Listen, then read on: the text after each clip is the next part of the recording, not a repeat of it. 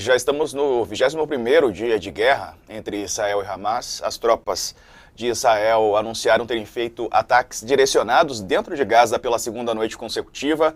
As ações por terra também visam matar integrantes do Hamas e destruir explosivos e postos de reconhecimento, abrindo caminho para uma invasão, e aí invasão concretamente, né, por baixo, por terra. A ofensiva ocorre num momento de agravamento da crise humanitária, com ataques aéreos diários e bloqueio israelense de combustível.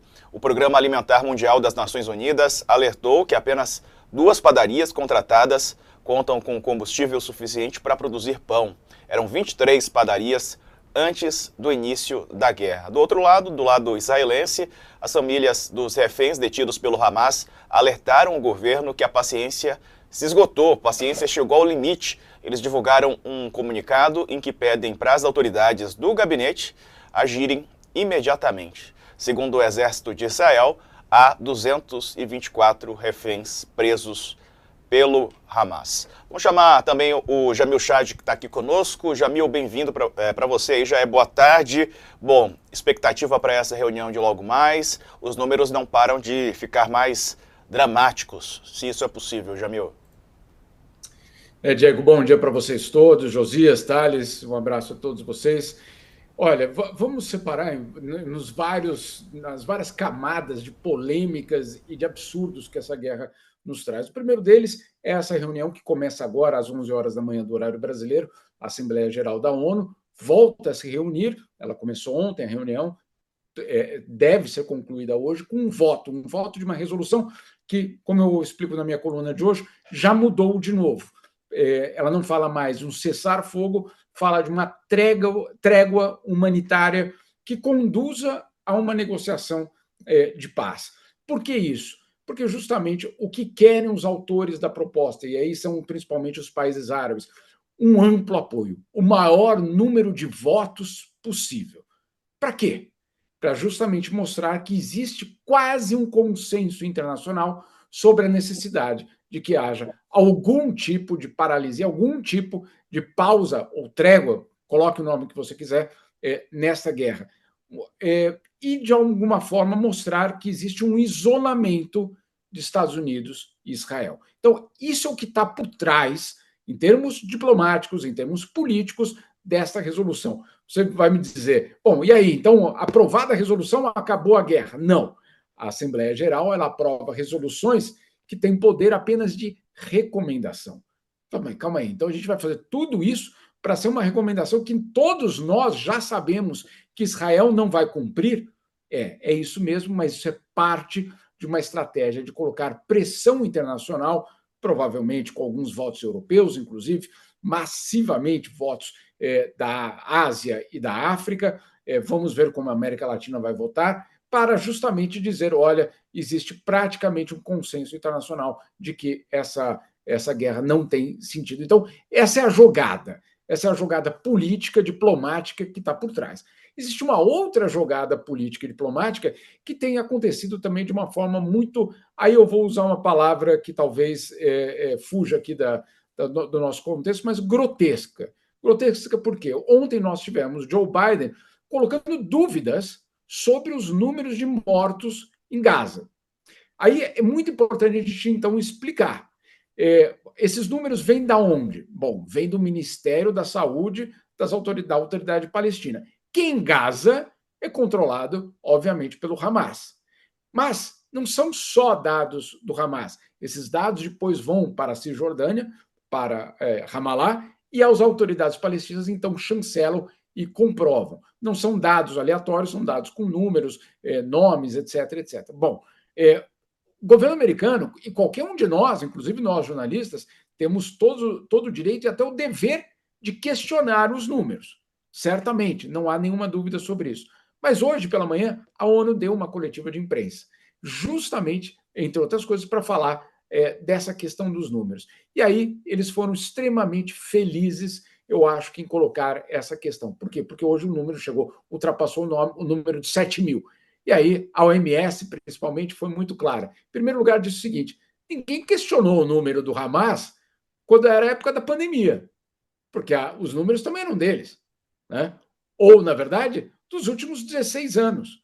Ninguém nunca questionou os números de ataques e mortes na faixa de Gaza durante os últimos 16 anos. Então, vamos lá, né? Por que agora, exatamente? Essa é a primeira questão que a OMS coloca. E a segunda questão que eu acho ainda mais pertinente, que é o que a OMS diz.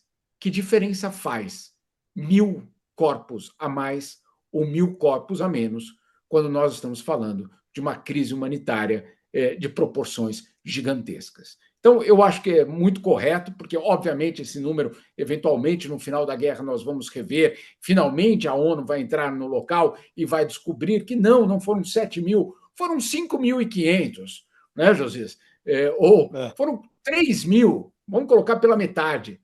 Continua sendo bárbaro em termos de números, em termos de impacto. Então, é muito importante que, e eu acho que nesse sentido a OMS foi muito feliz em colocar nesses termos, que, olha, tudo bem, a gente pode ficar aqui discutindo, existe uma tentativa de inflar os números, existe uma tentativa, pode até existir, a questão não é essa. A questão é que a crise humanitária ela é real, ela está sendo transmitida ao vivo para todos nós, o cerco é absolutamente real. Agora, se são 7.000, se são 6.500, se são 7.500, até outro dia alguém na própria OMS dizer, porque qual era a ironia de um dos lados dizendo, puxa, o pessoal na Palestina está muito eficiente, cai uma bomba e já sabem o número de mortos.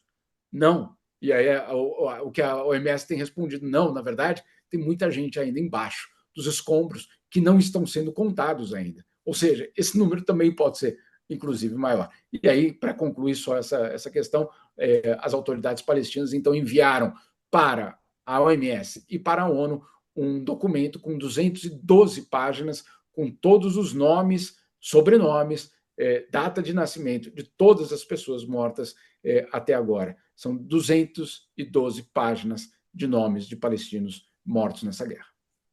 Nossa, tudo é muito triste, tudo é muito dramático e há o risco de escalar, né? Os Estados Unidos fizeram 2 ataques aéreos contra instalações da Guarda Revolucionária Islâmica do Irã.